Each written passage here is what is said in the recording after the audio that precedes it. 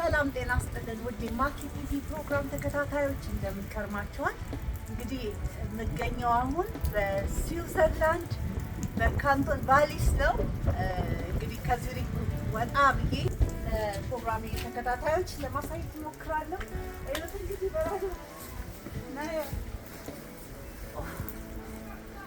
በረዶ እንደዚህ ነው። በበረዶ ጫት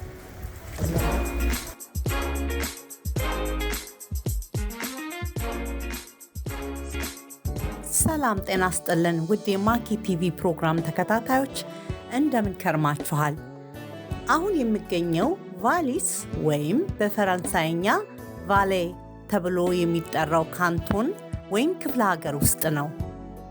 እንደምታዩት በዚህ ወቅት በተለይም ዝነኛው ማተርሆርን የሚባለው የአልፕስ ተራራ በበረዶ የተሸፈነና በአብዛኛው የክረምት ማለትም የበረዶ ላይ ስፖርት የሚደረግበት ቦታ ነው። የካንቶኑ ወይም የክፍለ ሀገሩ ኦፊሻል ቋንቋዎች ጀርመንኛና ፈረንሳይኛ ሲሆን ከ371 ሺህ በላይ ነዋሪዎች ያሉባት፣ ከነሱም መካከል 81 በመቶዎቹ ካቶሊኮች፣ 6 በመቶ ፕሮቴስታንቶችና 13 በመቶ ሌሎች እምነት ተከታዮች ያሉባት ስትሆን ቁጥሩ ከዚህ የማይተናነስ ጎብኚዎች በተለይ በዚህ በበረዶ ወቅት ይጎርፉባታል። ለምሳሌ ያለፈውን ዓመት የጎብኚዎች ብዛት ብናይ 4.43 ሚሊዮን የሆቴል ክፍሎች ተይዘው የነበሩበት ሲሆን እጅግ ብዙ የእረፍት ቤቶችን ሳይጨምር ማለት ነው። ከ8700 ኪሎ ሜትር በላይ የበረዶ ላይ ስፖርት የሚሰራበት ምቹ ስፍራ ነው። ከ30 በመቶ በላይ የሀገሪቱ የአየር ላይ መመላለሻ ወይም የኬብል መኪናዎች የሚገኙባት፣ ለበረዶ ላይ መንሸራተትና ተመሳሳይ ስፖርት አይነቶች በምቹ ሁኔታ ያሉባት ቫሊስ ውብና ማራኪ የክረምት መዳረሻ ናት። በረዶ ካለማቋረጥ በሚጥልበት ወቅት ተራራውን ለመውጣት መኪናዎቹ ከክረምት ጎማዎቻቸው በተጨማሪ ጎማዎቻቸው ላይ ሰንሰለት አጥልቀው እንዳይንሸራተት ያደርጉታል። ዥው ያለ ገደል ወጥቶና ወርዶ በበረዶ ለመንሸራተት በስጋት መጓዝ ውድ የሆነ የስፖርት አይነትን ለማድረግም ሆነ ቢያንስ ለመሞከር መጋጋጥ ብዙዎችን ሊያስገርም ይችላል።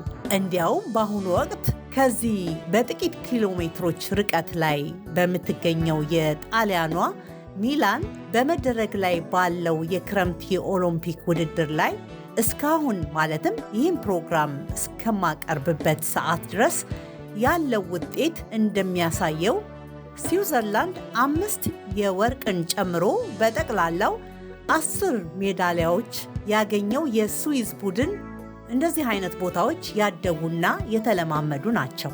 ነገርን ነገር ያነሳዋልና ከስፖርት ሳንወጣ አንዳንድ ነገር ልጨምርላችሁ።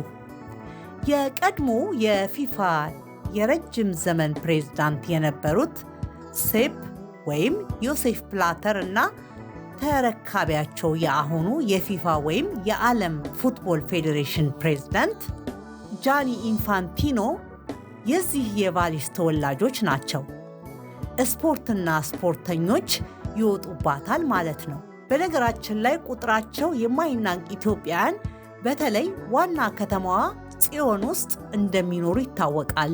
በቫሊስ የነበረኝ የሳምንት ቆይታ ብዙ በረዶና ፀሐይ የነበረበት ደስ የሚል ጊዜ ነበር። እንግዲህ በበረዶቹ፣ በተራራው፣ በምታዩት ነገር ሁሉ እንደተደሰታችሁ ተስፋ አደርጋለሁኝ። እንግዲህ ስዊዘርላንድ የምድር ላይ ገነት ናት የምንለው በምክንያት ነው።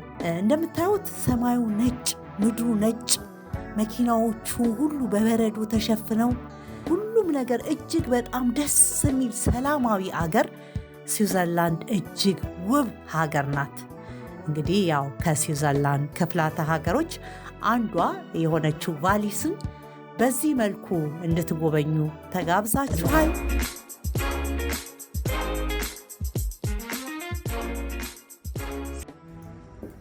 ይህ የምታዩት ቦታ ስዊዘርላንድ ነው። እንግዲህ ስዊዘርላንድ የምድር ላይ ገነት ናት ስንል በምክንያት ነው። ያውላችሁ አሁን እንግዲህ እዚህ ከጠዋቱ 9 ሰዓት ላይ ነው። እንደዚህ ነው። ይሄ የእረፍት ቦታ ይባላል። እንግዲህ እኔ የዙሪክ ነዋሪ ነኝ። ዙሪክ አሁን በአሁኑ ሰዓት ላይ እንደዚህ አይነት በረዶ የለም። በረዶ ጭራሽም የለም። ከመብረድ ውጭ በረዶ የለም። በአሁኑ አመት ይሄን ያህል በረዶ የለም። እዚህ ግን ያው እንደምታዩት በረዶ ፍለጋ ነው የመጣ ነው። ብዙ ሰው እዚህ መጥቶ ነው እስኪ የሚያደርገው። ቫሊስ ይባላል ቦታው። እነኚህ የምታያቸው በሙሉ ቤቶች ናቸው በበረዶ ተሸፍነው የምታያቸው የእንጨት ቤቶች ናቸው። አብዛኛዎቹ ያው እንዲሞቁ ተደርገው የተሰሩ ናቸው። የእረፍት ቤት ነው የሚባለው አብዛኛውን እዚህ። እኔ አሁን እዚህ የመጣሁት ለእረፍት ነው።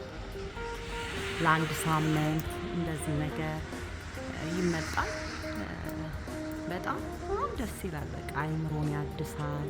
ተራራው በጣም ደስ ይላል። ጠዋት ስትነሱ ይላችሁ ቤቶቹ እዚህ ጋር ደግሞ ያሉት ጣራቸው በረዶ ነው። ጣራቸው በረዶ ነው። መኪናዎቹ ይዋቸው እዚህ ጋር መኪናዎቹን ይዋቸው በበረዶ ተሸፍነው። ይሄ የምታዩት መሬት ነው። መሬቱ ደግሞ ሁላችሁ በበረዶ ተሸፍኖ፣ እዛ ጋር ደግሞ እንደምታዩት በረዶ የሚጠርግ መኪና ነው። በረዶን እያጸዳ እየጠረገ ነው ያለው ለመኪና መንገድ እንዳይዘጋ። ይኸው ወደ ዳር ያስይዘዋል በረዶ የመኪና መንገዶች እንዲጸዳላቸው በጣም በጥንቃቄ ነው የሚነዳው። እዚህ እንደምታውቁት የዊንተር ጎማ አለ። በሳመር ጎማ እዚህ ላይ መንዳት አይቻልም። እና ያው ጠዋት ተነስቶ ሰው እዛ ጋር ይቆፍራል መንገዱን ለማድረግ። እዚህ ጋር እንደዚህ ቆፍሮ ነው የሚወጣው መኪናውን ለማውጣት። እንደዚህ በረዶውን ቆፍሮ ነው የሚያልፈው። እንደዚህ ነው። ያው እንግዲህ ለእረፍት ሲሆን በጣም ደስ ይላል። የየቀን ህይወት ቢሆን እንዴት እንደሆነ ባይገባኝም በጣም ልዩ ሀገር ናት። በቃ ሰማያዋ ነጭ፣ ምድሯ ነጭ። እንደምታዩት ስዊዘርላንድ የምድር ገነት ናት። የምድር ላይ ገነት ስንል በምክንያት ነው። ያቸው ቤቶቹን የእንጨት ቤቶች የእረፍት ቤቶች ናቸው። ሁላችሁ እዚህ ጋር ይቆፍራሉ ሰዎች ለመውጣት ተቆፍሮ ነው። መኪናውም ተቆፍሮ ነው እስኪ የሚያረጉ ሰዎች ይሄዱ ማለት ነው። እና በጣም ደስ የምትል ሀገር። እዩት እንግዲህ ዛፉ ሁሉ ነጭ ለብሷል። የምታዩት ዛፍ ሁሉ ነጭ ለብሷል። ያውላችሁ እዚህ ጋር እንግዲህ እነዚህ ሰዎች እስኪ ለማድረግ ሲሄዱ እቃቸውን ተሸክመው አሁን የሚወጣበት ሰዓት ነው። ያውላችሁ ቤቶች ሁሉም ተሸፍነዋል በበረዶ። ጣራቸው በረዶ ነው።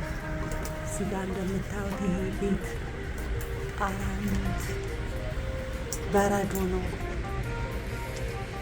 በቃ ምድሩ ነጭ፣ ሰማዩ ነጭ። ይሄ ነው እንግዲህ ስዊዘርላንድ። ያላችሁ ዛፎቹን ያቸው ከላያቸው ላይ እንዴት እንዳለ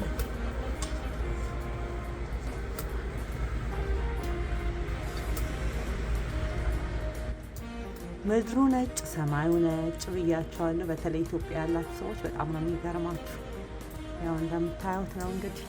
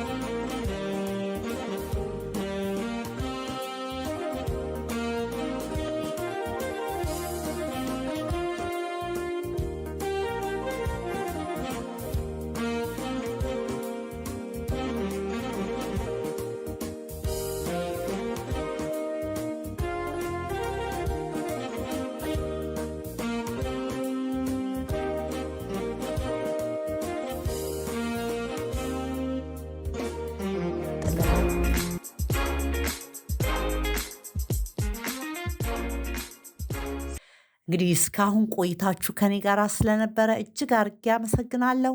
በተመሳሳይ ፕሮግራም እስክንገናኝ ቸር ቆዩልኝ። ማኪ ነኝ ከስዊዘርላንድ። ጤና ይስጥልኝ።